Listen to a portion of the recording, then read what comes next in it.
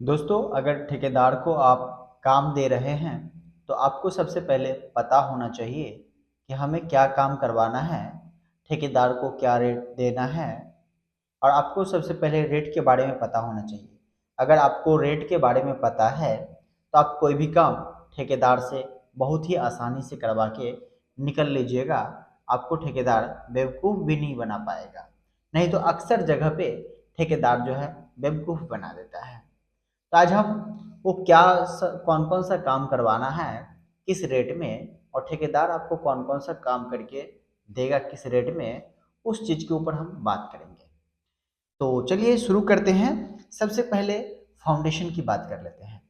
अगर ठेकेदार आपसे 110 रुपया से 160 रुपया के बीच का रेट ले रहा है तो उसमें काम क्या करके देगा? इसमें बी क्लास का जो घर होता है वो आपका काम करके देगा। बी क्लास के घर में क्या होता है, जिसमें जो है कॉलम, बीम और फाउंडेशन होता है, जिसके ऊपर सारा घर का लोड उसी पर ट्रांसफर होता है। वो वाला घर आपको बना के देगा, जिसमें आपको कॉलम भी बनाएगा, बीम भी बनाएगा, फाउंडेशन भी बना के देगा। अब इसमें क्या क्या काम आएगा, पूरा काम के बारे में हम बात कर लेते हैं कि 110 रुपया से लेके 160 रुपया के बीच में पड़ जाएगा और पूरा काम क्या मिलेगा। तो जैसे सबसे पहले लेआउट करना, तो जो है ठेकेदार पूरा अच्छा तरीका से लेआउट करके दे देगा, पहला बात। दूसरा, जब लेआउट हो जाएगा तो मिट्टी खुदाई होती है फाउंडेशन के लिए, वो मिट्टी भी ठेकेदार खुद से खुदवाएगा। अगर मान लीजिए कि मिट्टी नहीं खुदवा रहा है तो आप जो है उसका पैसा कट कर सकते हैं, नहीं तो इसी में इंक्लूड रहता है। अगर बहुत सारा ठेकेदार जो है नहीं भी इंक्लूड करता है तो पहले ही बता देता है। नहीं तो ऐसा भी होता है कि आधा पैसा जो है ठेकेदार खुद देगा और आधा पैसा मालिक को देना पड़ता है। बहुत सारे जगह पे ऐसा होता है। इस रेट का बात कर रहे हैं जो 110 से 160 के बीच में चलता है। तो इसमें जो है आप अपने हिसाब से देख लीजिएगा ठेकेदार क्या बता रहा है। अगर वो मिट्टी खोद के दे रहा है तो ओके है, नहीं तो आधा पैसा आपको देना है, आधा पैसा ठेकेदार देगा। अगला आता है, जब सब कुछ हो जाएगा तो फाउंडेशन बना के जब सरिया और बांधने का काम होता है, ये सब काम जो है ठेकेदार खुद करवाएगा अपना मिस्त्री लगा के। सरिया जो है बांधना, काटना, सारा कुछ आपको करना क्या है, ओनली मटेरियल ला के दे देना है ठेकेदार को। जब आप मटेरियल ला के दे देंगे तो जो भी है उसका ग्राइंडर मशीन वगैरह आता है, ए टू जेड इक्विपमेंट ठेकेदार खुद ही लेके आएगा। जब ठेकेदार खुद लेके आया तो अपना लेबर से सारा कुछ कटवाएगा, मोड़ेगा, बांधेगा। बांध के आपको बस बताना है कि कहाँ पे कितना बांधना है, सरिया कैसे बंधवाना है, आपको वहाँ पे खड़ा होके अपने घर का काम करवाना है। तो जो भी आपका सरिया का जाल होगा वो सरिया का जाल बांधेगा, बांधने के बाद सेंटर लेआउट मार के कॉलम खड़ा करेगा, पिलर का ढलाई मारेगा। ढलाई भी आपको जो है किस तरीक़े से मरवाना है वो भी आपके ऊपर डिपेंड करता है। इसमें जो है पहले आप चाहे तो कॉलम खड़ा करवा लीजिए, उसके बाद आप दीवार ढलवाइए, दीवार की चिनाई करवाइए। बहुत सारे जगहों पे ठेकेदार जो है रेट तो ले लेता है अच्छा, लेकिन काम क्या है, आपको बेवकूफ़ बनाने का करेगा। बोलेगा कि सबसे पहले ना आप ब्रिक वर्क करवा लीजिए, उसके बाद जो है हम पिलर का ढलाई कर देंगे। यहाँ पे क्या करता है चालाकी ठेकेदार, कि अपना जो है लेबर बचाने के लिए वहाँ पे जो है मालिक का लॉस करवा देता है।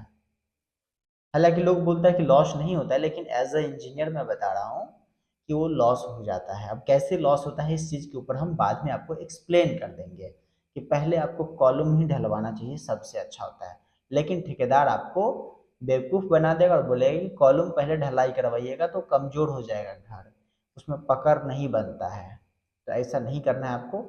10 इंची का ब्रिक वर्क करवाते हैं बाहर में, 10 इंची का ब्रिक वर्क रखिए, कोई घर कमज़ोर नहीं होगा, एक भी घर कमज़ोर नहीं होगा अगर सही ढंग से काम करवाइएगा तो। चलिए अगला बात कर लेते हैं और क्या काम करके देगा। तो ये जो है यहाँ तक पूरा उठाएगा। उसके बाद ईंटा की चिनाई बाहर में 10 इंची, अंदर में 5 इंची चाहिए तो आपका 5 इंची करके देगा। हालांकि ईंटा जो है लोग 9 इंची का आता है, कहीं पे 9 इंची, कहीं पे 10 इंची ईंटा का साइज जाता है। ठीक है, तो मेरे यहाँ पे जो है ईंटा का साइज 10 इंची आता है। अब बात करते हैं कि ये जो है काम करके दे दिया ईंटा की चिनाई। अगर मान लीजिए कि यहाँ पे आपको मटेरियल कम लगाना है तो बाहर आप 5 इंची का कर सकते हैं, नहीं तो आपको ठेकेदार भी बोलेगा कि बाहर बाहर 5 इंची का ही लगा लीजिए और अंदर भी 5 इंची का ही लगा लीजिए, तो अपना लेबर बचाने के चक्कर में है। हालांकि इसमें इंक्लूड रहता है 10 इंची का ही वॉल, और देना भी चाहिए 10 इंची का ही वॉल बाहर से। चलिए यहाँ तक हो गया। उसके बाद जो है सीढ़ी बनाने का अक्सर जगहों पे जो है अलग से नापाई करता है। जैसे ही बोलेगा कि हम इतना से इतना रुपया स्क्वायर फीट देंगे, तो ठेकेदार बोलेगा कि सीढ़ी का हम अलग लेंगे, छत का अलग लेंगे, जो बाहर निकलेगा उसका हम छत के साथ इंक्लूड करके लेंगे। तो ये चीज़ जो है मेंशन करवा लीजिएगा, बोल दीजिएगा कि आप क्या काम करके दोगे हमें। जो भी रेट मान लीजिए कि आप अपने एरिया में पता किए 4-5 ठेकेदार से कौन क्या रेट ले रहा है, आप काम बताए कि हमें ऐसे घर का काम करवाना है, पहले पिलर उठवाना है, फिर दीवार जुड़वाई करवाना है, और दीवार जुड़ाने के साथ साथ जो है उसके बाद फिर पिलर उठाते जाना है और दीवार जुड़ाई करवाते जाना है। इस तरीका का काम करवाना है। कैसे लोगे, छत ढलाई करके। तो जो है कॉन्ट्रैक्टर आपको बता देगा कि क्या रेट चल रहा है, नहीं चल रहा है। तो जिस हिसाब से रेट बताएगा 2-4 जगह पता कर लीजिएगा। तो जो मेट आपको लगे सस्ता है वो आप चुन सकते हैं। लेकिन हाँ, ये बात ठेकेदार जो है जल्दी नहीं बताता है कि हम जो है सीढ़ी का नपाई अलग से करेंगे। ये लास्ट में जाके जो है आपके साथ बदतमीजी करना चालू कर देगा, और जब आधा से ज़्यादा काम हो जाए तो हो जाता है तो कोई भी ठेकेदार या कोई भी मिस्त्री वहाँ पे काम करना नहीं चाहता है। इसीलिए इस बात को पहले पता कर लीजिएगा कि जब हम जो है सीढ़ी बनवाएंगे तो सीढ़ी का अलग से नापी नहीं देंगे। जो भी कुछ रहेगा हम सीधा छत नापेंगे स्क्वायर फीट में, और जितना स्क्वायर फीट बनेगा हम उतना ही पैसा देंगे। इस बात का जो है एविडेंस जरूर बना लीजिएगा।